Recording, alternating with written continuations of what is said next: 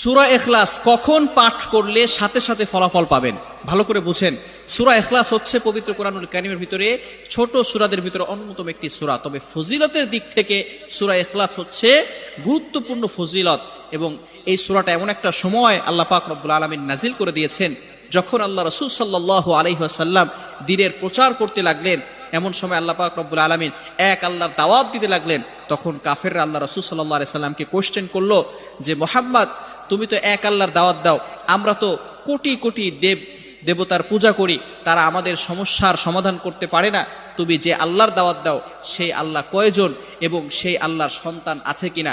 সাথে সাথে আল্লাহ পাক রব্বুল আলামিন এই কাফেরদের প্রশ্নের উত্তরে আল্লাহ রাসূল সাল্লাল্লাহু আলাইহি সাল্লামের কাছে এই সূরাটি নাজিল করলেন, কুল হুয়াল্লাহু আহাদ আল্লাহুস সামাদ লাম ইয়ালিদ ওয়া লাম ইউলাদ ওয়া লাম ইয়াকুল লাহু কুফুয়ান আহাদ।